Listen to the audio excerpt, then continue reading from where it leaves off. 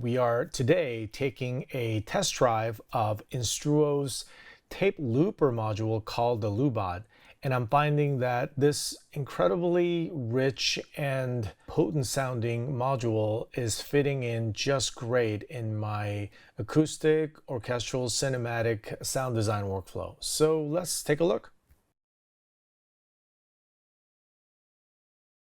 So I'm a big fan of INSTRUO. From the look of their Egyptology industrial design vibe to their build quality, their user interface, everything is so thoughtful.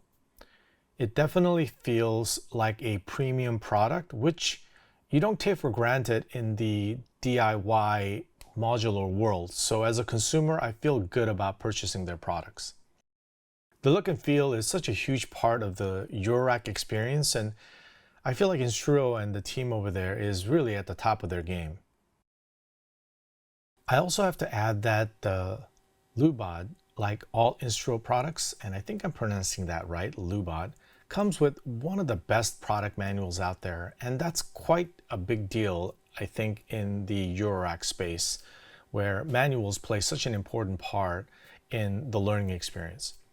And from my first patch experience, the device sounds great, from the look of their manual. And again, like I said, the manual is excellent. It's got some serious depth and a host of really interesting features.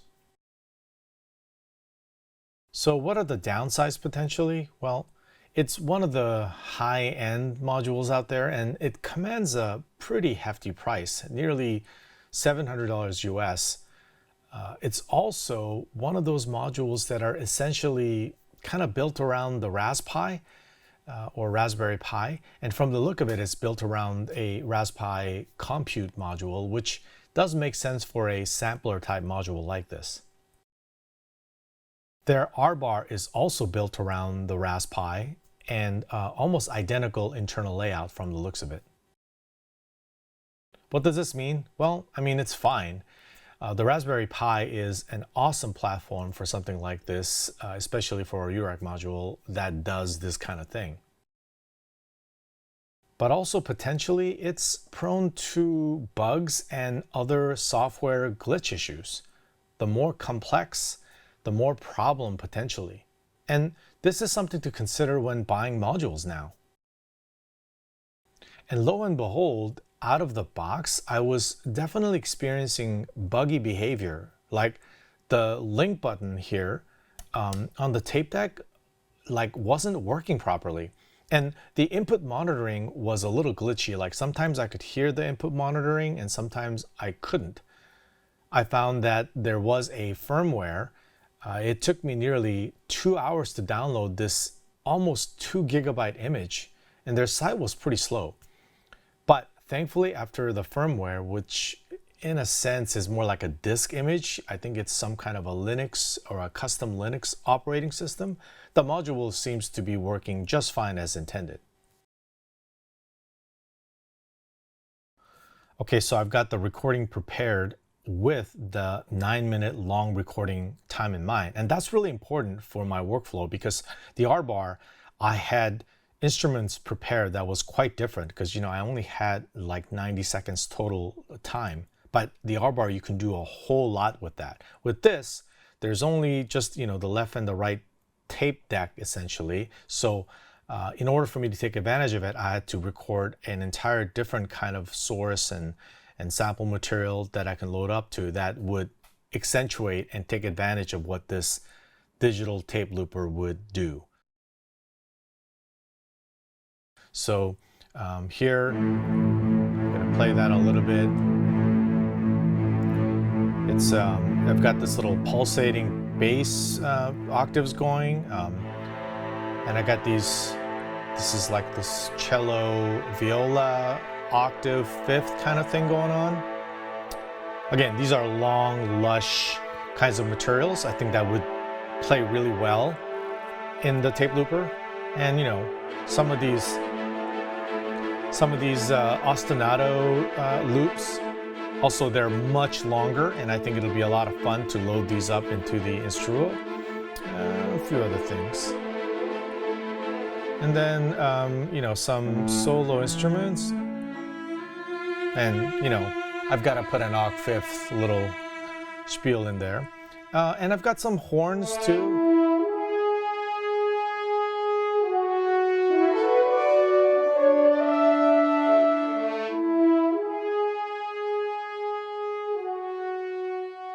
Yeah, a lot of fun here. Let's hear that back here.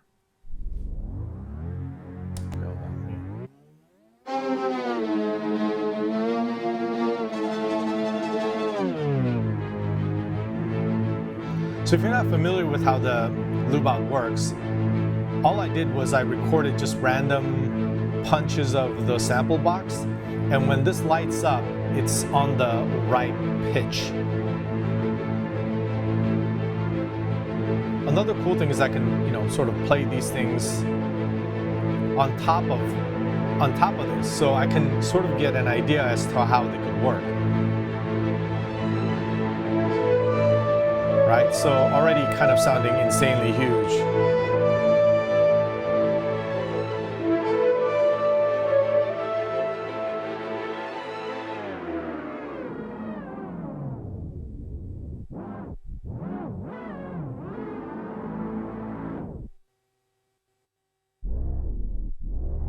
All I can say is I'm very impressed with the recording quality in general. Like this lush kind of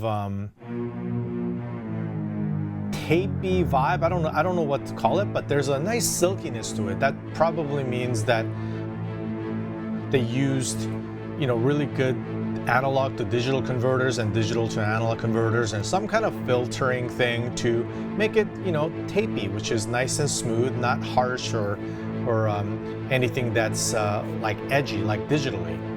So that's great. Also, another really awesome thing is, as I was pitching this down, I'm really impressed with the non-digital aliasing of the whole sound. You know, like it really does feel like a tape, like, especially with this material, you know?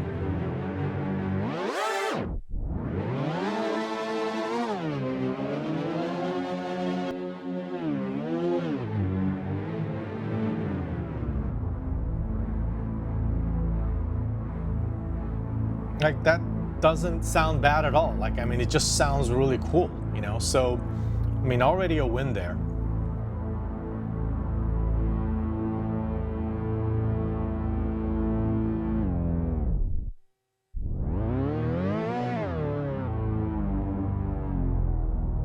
It seems like the best look for this thing was to play it actually backwards at an octave low.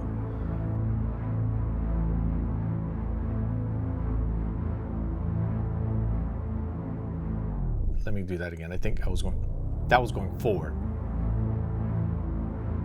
Actually, it's kind of hard to tell whether it's going forward or backwards. You begin to start hearing that as you start hearing some of the other elements like the horns and other kinds of things, which sounds like really interesting.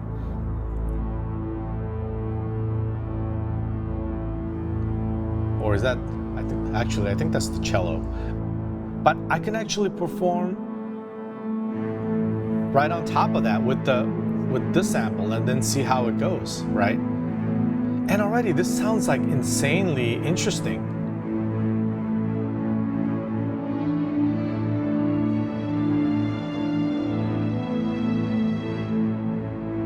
I would never have discovered this magic without this kind of a workflow, you know? Lush, it sounds interesting, and I just couldn't be more jazzed.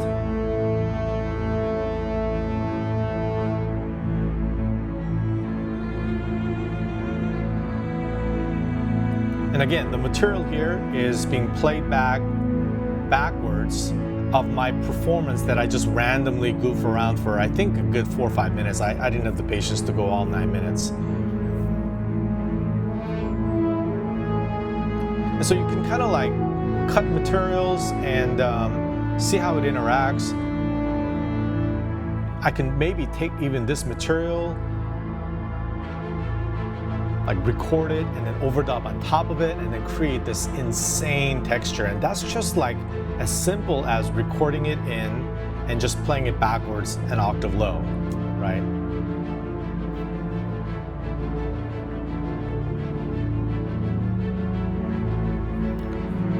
I have to admit there is definitely, I don't know if you guys are a Tenet, Christopher Nolan fan, but some of this tape loop backwards, no doubt that soundtrack has some of this kind of, not, I don't know if it's this particular module, but that kind of like tape loop trick for sure. Because, you know, time going backwards and forwards kind of thing.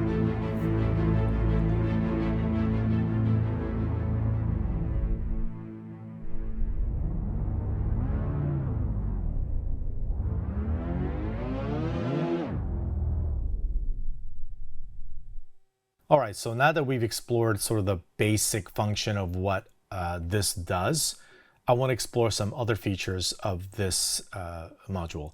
There's what's called time modes by pressing this top shift button and pressing the record button. And so if you do that, you notice that this thing glows, and I think I can do that the same. So they both glow. And then if you go one more time,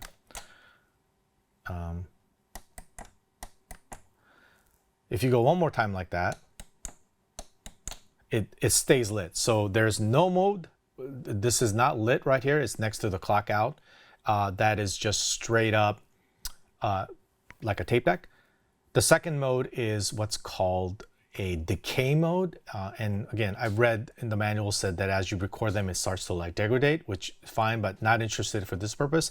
What I was really excited about is their delay mode. And so this essentially acts as a delay with any kind of source that you put it through, like a tape delay. So let's hear this, for example, here.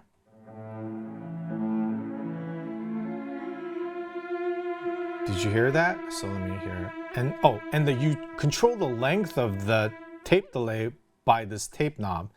And so now, so that's pretty convincing tape delay. I can immediately tell that there's some kind of definitely a filter pass to kind of like make it sound more tapey. Let me put in a longer, one, this one. Yeah, like it takes all the highs off.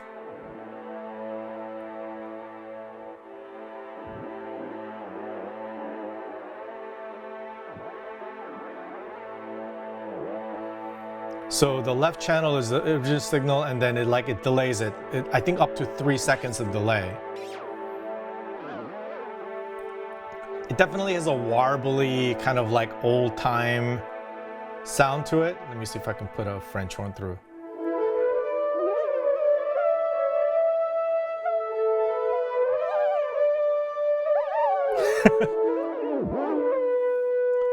It feels like I'm at like 50s Disneyland or something. So it's cool. I guess my only thing that is like for this,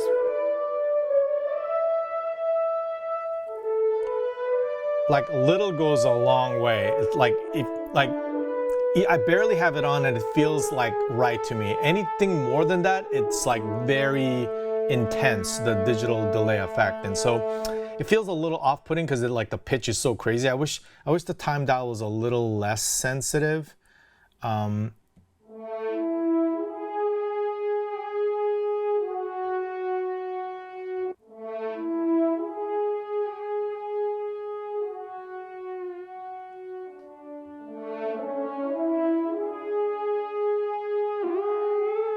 So you can use this just as a cool let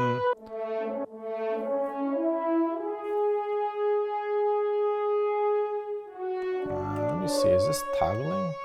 Okay, it's in trigger mode. I'm gonna change the toggle so that I can stop that anytime. Okay, so what do I feel about this? I mean, this can just straight up function as a really amazing tape delay module. So you can pass any signal through and kind of go through their analog digital circuitry and come out the other end as that. Me personally, I think it's cool. I'm not sure. Again, and then you can record it on top of that too, whatever you're doing, which is really cool, and then do all sorts of other shenanigans. And so there's a lot of possibilities there, and I'm glad that they included that feature with the LUBADH. All right, so now it's time to determine which parameters I want to drive with some control voltage. From the look of it, there are a number of interesting control voltage and CV points on the LUBADH that I'm absolutely curious about, which is why in this learner skiff, I've always got this maths in place, because there's just no other better utility for doing like first level, like dipping my toe into which control voltage could be useful and experiment with in this like very controlled, focused environment is maths. And so as I was reading through the manual, I found out a couple of things. I thought that it would be really interesting to mess around with the length and the start time. Meaning like length would be like the length of the recording. So I could be changing, this is 5 minutes, maybe it'll change to 2 minutes, 4 minutes, and I can modulate the length. That sounds really interesting to me, because maybe as the playhead is moving through, the changing length could result in some interesting results, right? And so that just means that I can use maths to modulate that. The other thing that would be interesting is the start time. What if the start playhead is like kind of bouncing around, and it plays at different locations? That also sounds really interesting. So let's go ahead and do that. So let's play it.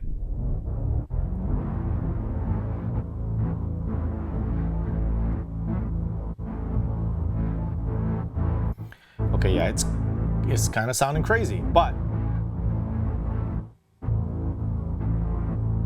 I just have to slow it down a lot.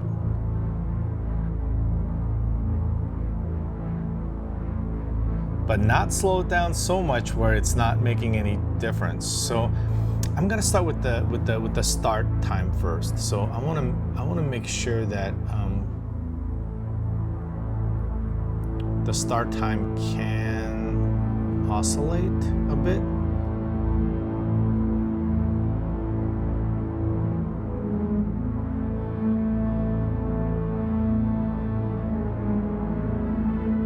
And then I'm going to change or automate the length.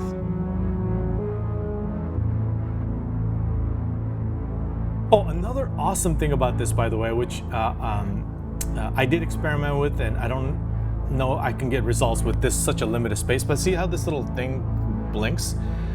So this has like an internal clock division, so every time that blinks, it's actually sending it like a clock gate trigger signal out. And so you could imagine some interesting things you could do by patching this out to some other and driving these other sources with this.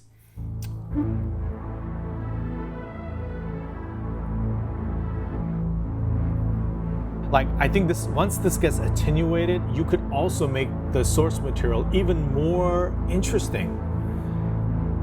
You can always have this, maybe we can have this trigger one of these guys. This is gonna sound kind of crazy, but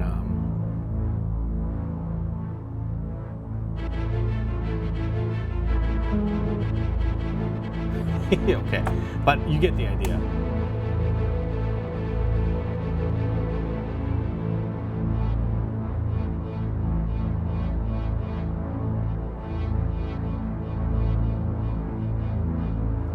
Maybe patch another thing in here. If I can grab a cable, whatever. The trigger is so short that it can't finish the phrase. Maybe this definitely, I would have to probably put this into another module that has like short little, and I mean, it could be anything. It could be obviously another control voltage. But again, the possibilities are there.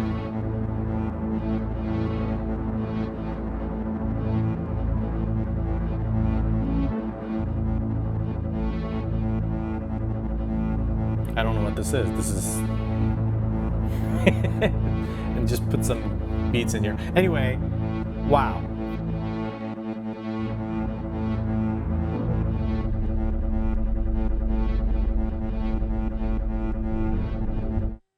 It never ceases to amaze me how interesting the world of Eurorack is with audio, even something like this. That's actually kind of interesting as is. I don't even know what this is. Okay, so well, that was super fun as usual. And so now perhaps the LUBADH can graduate into my mothership and play with all the other potential modulating and sound source modules out there and see what kind of results I can get.